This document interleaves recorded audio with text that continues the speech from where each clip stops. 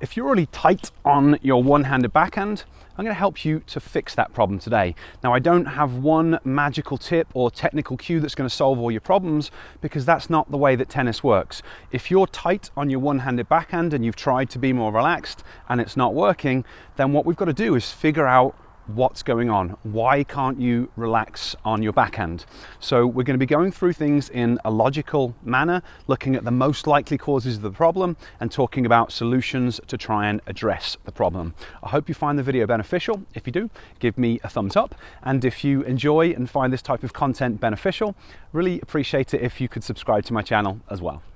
So the key to being relaxed on your one-handed backhand is having good timing, and I'll explain why that is. When we're hitting the backhand or any of our strokes, our goal is to use optimal biomechanics to generate our racket head speed using our full kinetic chain. So we load into the unit turn position, we're loading off our outside or our back leg. We're then going to initiate our stroke using that back or outside hip. As that happens, we're getting some kind of racket drop.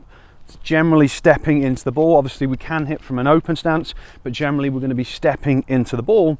So we've built up kinetic energy using the kinetic chain, hip, torso, arm, and then the racket comes through and we're making contact out in front of the body.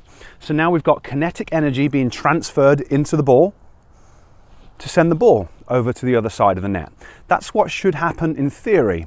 But if you're hitting the ball late, if your timing isn't very good, you can't do that. You haven't finished using your full kinetic chain to build up racket head speed, and your brain's pretty smart. You can't have a nice relaxed grip. You can't have a nice relaxed arm if the ball's traveling at you at 50 miles an hour and you're only just starting to generate racket head speed. Your brain has to tighten your hand and it has to tighten your arm to brace, to protect you on impact, because if you don't do that, the ball is going to take the racket out of your hand. So the key to being relaxed is having good timing, using the kinetic chain, and just being able to meet the ball out in front of your body. So now we've got to answer the question, why is it that you don't have good timing? And we've got to look at this logically, because you're not hitting the ball late through lack of knowledge. You'll already have watched hundreds of videos. The problem is that you're not able to do it. So we've got to look logically about it.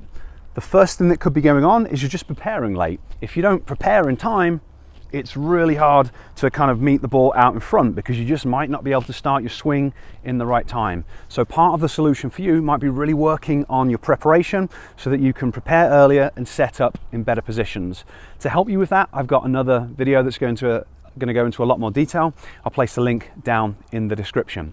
The next thing that you want to be thinking about is just being lighter on your toes, trying to use your legs and your hips a little bit more, because when players try and do everything with their arm, which is very common for a lot of players, it's a little bit harder to get the timing, because that in itself tends to cause you to kind of tighten your arm up. So for the efficiency, we're thinking about driving through that back and that outside hip, and by doing that, now we can just be much more relaxed with the arm, because the other big muscles created the racket head speed.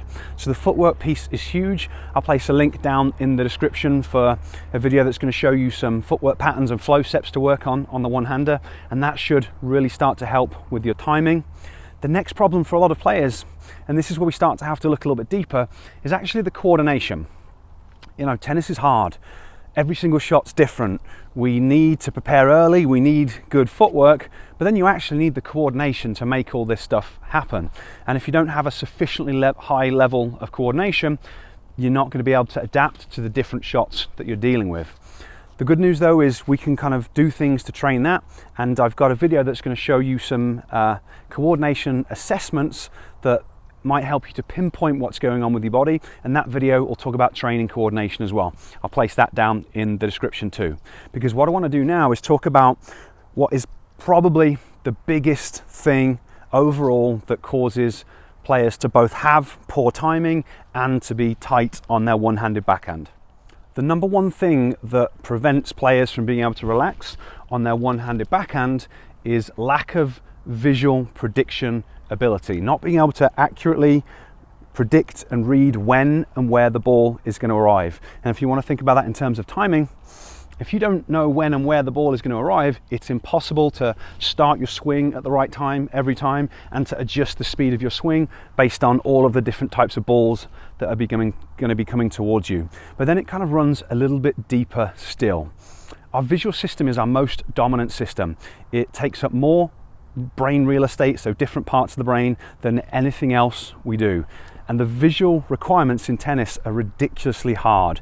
So as the ball is coming towards you, your brain is trying to figure out where it's going while you're running and doing all this stuff. And it just takes a lot of brain power to make that happen. And not knowing where the ball's going, lack of visual predictability, is kind of stressful for our nervous system. And hopefully you know what happens when people are stressed. When people are stressed, they aren't nice and relaxed and chilled out. They are tense and tight and stiff. So if you are tense and tight and stiff on your one-handed backhand, there is a very large chance that it is because of issues to do with visual prediction. And you're probably also tense and tight on other strokes. It's not just your one-handed backhand, and that's all about the visual prediction. The good news though is there is stuff that you can do to work and train and improve on your visual predictive capacities and all of the other visual skills that you need on court.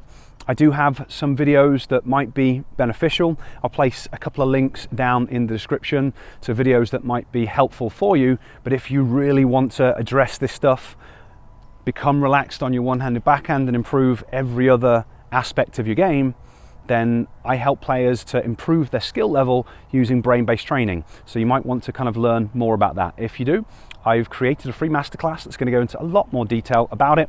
I'll place a link up there and I'll place a link down in the description so that you can check it out. And if you do sign up for that free masterclass, towards the end of the masterclass, it's going to explain a little bit about my program and how I work with players and the next steps that are involved if that's something that you want to pursue. Okay, hopefully you have found this video to be helpful. I pointed you to a few resources in the description that you probably want to check out. Just remember, there's no magic cures for anything in tennis. You have to approach things from a very logical perspective. You have to be analytical about what's going on with your game and ask the question why. You watch a video, it tells you to do this, you try it, it doesn't work. Why can't you make it happen? Always kind of moving backwards. What came before this? What came before this? And if you apply that kind of methodology and approach, you can really transform your tennis level. Okay, I'll catch you next time.